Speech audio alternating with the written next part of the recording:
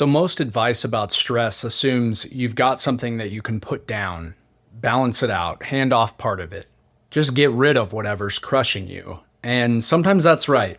But a lot of the heavy stuff in life, I don't get to opt out of. For example, I'm not going to quit my kids. And there are inherent stresses that come along with that you don't get to opt out of.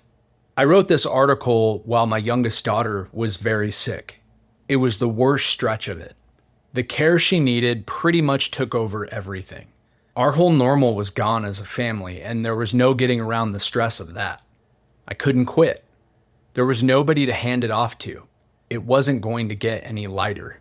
So I spent a lot of time taking advice from people who were describing a problem that I didn't have and feeling like I was the one failing at it. This article is the question I started asking instead of, how do I get rid of this stress? And it's a lot harder one.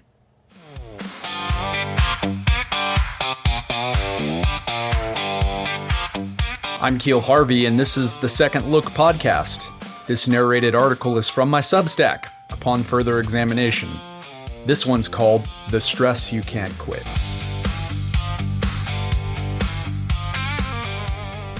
My 16-year-old crosses the street from his high school most afternoons and walks into a Planet Fitness. 18 months ago, he was a scrawny, slightly paunchy kid. A soup sandwich, if I'm honest. Now he is, by his own accounting, and honestly, lately by mine, an absolute unit. The method was nothing clever. He picked up a weight, and the next time he picked up a little more. Day after day, month after month, a little more.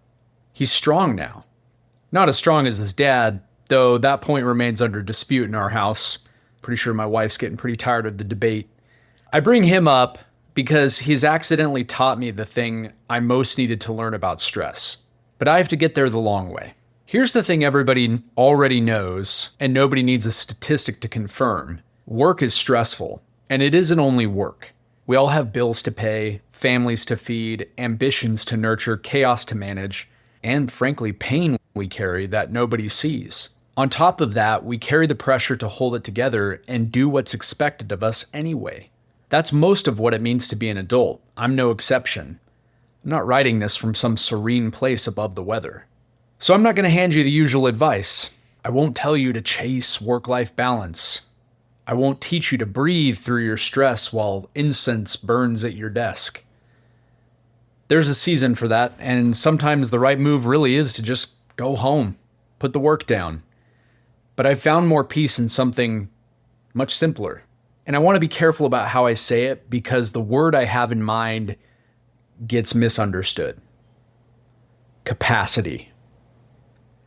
I can hear how that sounds, like the mantra of a workaholic or something you'd pay too much to hear shouted at a men's weekend retreat. But before you write it off, let me ask you one question. How much of the deep, grinding stress in your life can you actually get rid of? For some people, that question is a door. They walk through it and quit the job, end the relationship, abandon the dream. The logic goes, if I can just remove this one thing, I'll be okay. And sometimes that's exactly right. Some things should be put down and not picked back up. But notice what the logic assumes. It assumes that the goal is a lighter load, that the way through is always out. And most of us know from experience that this is a reflex, not a decision. It's the direction that the current already runs. Leave, escape, reduce. We reach for it before we've even thought about it, which is usually a sign it deserves a second look. Because plenty of the weight won't move. You can't quit your kids. You can't walk out on a marriage worth keeping. Or a calling you can't shake. Or a body that came with the diagnosis it came with. When the load won't get lighter, reducing it isn't an option you have.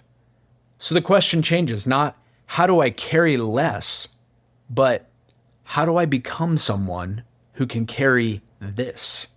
That's what my son stumbled into at Planet Fitness. He didn't make the weight lighter. He made himself stronger. And the weight that used to be heavy stopped being heavy.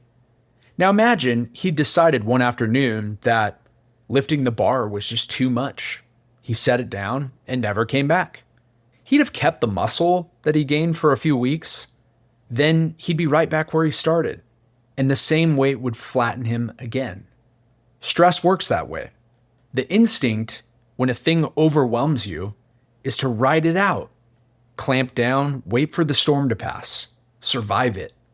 But surviving a storm is not the same thing as learning to sail. You come out the other side exactly as able or unable as you went in. Nothing grew. I know this because of how I got through my own hard years. And it wasn't clever either. I read. I wrote. Long before I wrote anything for other people, I kept a journal. I wrote down how I felt, the decisions I was making, and the ones I was avoiding. My prayers, the funny things, the things I was learning. Most of it I thumbed into my phone in a flurry in the ordinary minutes of ordinary days. And I noticed that when I was coming apart, 3 or 4 minutes of getting into the page pulled me back from the edge of the spiral. The one that ends in fantasies of walking away from everything. Take this advice from me as a recovering escape artist from every hard situation I encounter.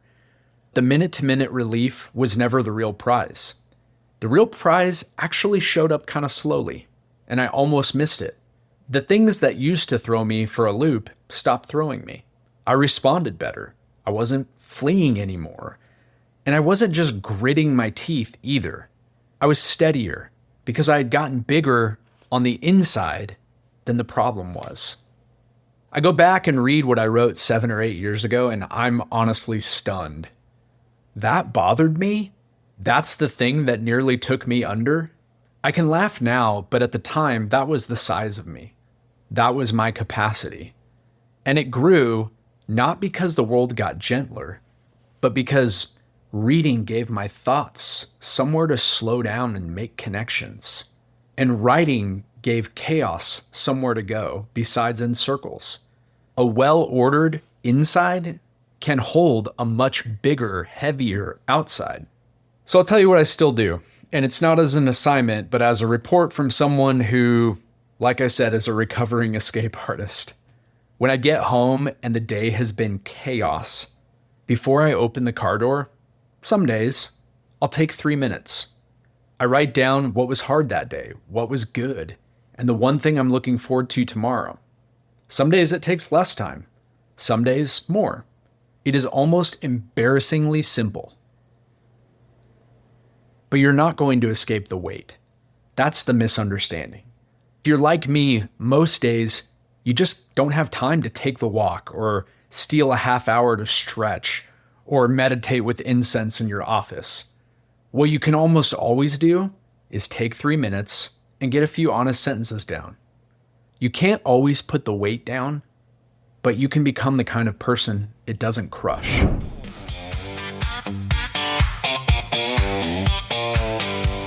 So that was The Stress You Can't Quit. You can go read it on my Substack upon further examination over at kielharvey.substack.com. And my name's harder to spell than it sounds, so that's KIELHARVEY.substack.com. If you're like me, you've been told a million times that you should read your Bible. To my ears, that falls into the same camp as you should go to the gym. And here's what I've noticed about both. I'm way more consistent when I've got a close friend going through it with me. That's exactly what Rock Reader was built for. You pick a reading plan, connect with a few people you trust, and journal through it together, a day at a time. It's private by default, so nothing you write gets seen unless you decide to share it. And it's completely free. No subscriptions, no in-app purchases. You can download it now at rockreader.com or in the Google Play Store. Grab your buddy and dig into the Word together, every day. If you're just getting started reading the Bible, or if you've been a Christian for a long time and your Bible's gotten dustier than you'd like to admit, I put together a study workbook for you called From the Source. It's at kielharveybooks.com and on Amazon. You go at your own pace, and it teaches you how to read and study the scriptures so you can understand it for yourself. This podcast is also available on Spotify, Apple Podcasts, and YouTube. If you're enjoying this show, I would sure appreciate it if you would like, subscribe, or give us a 5-star review. Thanks and have a blessed week.